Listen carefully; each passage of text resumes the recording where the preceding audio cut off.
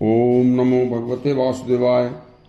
देखिए, कलयुग में गीता, गंगा, गायत्री, गौ सेवा और गया में श्राद्ध 5 मृत्यु के बाद प्रेत योनि से बचाने के रास्ते बताए हैं।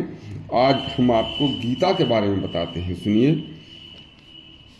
आचार्य पुरुषोत्तम दास ने बताया कि भगवान श्री कृष्ण के मुख से निकली गीता का पवित्र हृदय भाव से पाठ करने या श्रवण करने से कैसे प्रेत आत्मा प्रेत योनि में कष्ट भोगते हुए मुक्ति को प्राप्त हो जाती है।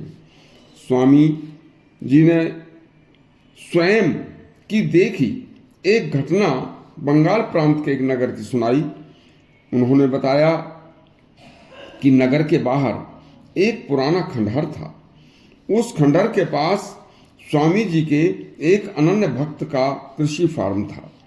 कृषि फार्म के मालिक ने स्वामी जी को बताया कि उस खंडहर से रात में तथा कभी कभी दिन में भी अनेक डरावनी आवाजें आती रहती हैं और जोर जोर से पत्थर गिरते हैं। इस भय के कारण लोग उधर रात में तो क्या दिन में भी नहीं जाते। लेकिन स्वामी जी, मुझे अपने खेतों में काम करने जाना ही पड़ता है, लेकिन कभी कभी भय से बीच में ही मुझे भाग कर आना पड़ता है और लोग तो रात में क्या दिन में भी उधर को निकलना नहीं चाहते। कभी कभी देखिए, स्वामी जी ने यह बात सुनकर उसी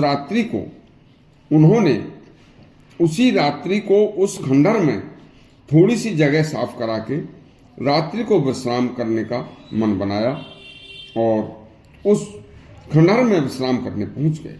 मध्यरात्रि को स्वामी जी ने देखा कि कुछ अनेक अलग अलग रूपों में विविध प्रकार की छाया आकृतियां आनी शुरू हो गईं। फिर अनेक प्रकार की डरावनी व पशु पक्षियों की आवाजें आने लगीं। स्वामी जी समझ गए कि ये सभी आत्माएं अपने अपने दुष्कर्मों के कारण दुखी दुर्गति को प्राप्त प्रेत योनि में प्रेत आत्माएं हैं और अपने अपने मनुष्य जीवन काल में इन्होंने बुरे बुरे कार्य किए हैं। बस उस बुरे कर्मों के कारण ही आज इन्हें प्रेत योनि में दुख झेलना पड़ रहा है। इस बात को सिद्ध महात्मा पुरुषोत्तम आचार्य ने अच्छी तरह से परख कर भगवत गीता के 11वें अध्याय के 35 से 46वें श्लोक तक का उच्चारण करना शुरू कर दिया। फिर अगले दिन महात्मा जी ने खंडहर की सफाई करा के 4 घंटे दिन में तथा 4 घंटे रात्रि में गीता का पाठ प्रारंभ कर दिया और 18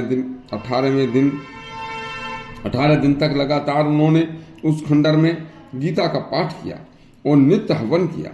18वें दिन महात्मा जी ने पूर्ण आहुति का 11वें अध्याय के 35 से 46वें श्लोक तक का पूर्ण हवन किया। बस अपने निमित्त उस हवन से सभी प्रेतों को मुक्ति मिल गई तथा फिर कभी वहां किसी ने कोई आवाज या आकृति नहीं देखी। गीता जी के पुण्य प्रभाव से वह स्थान भयमुक्त हो गया और लोग वहां भयमुक्त होकर अपना अपना कार्य सुचारू रूप से करने लगे।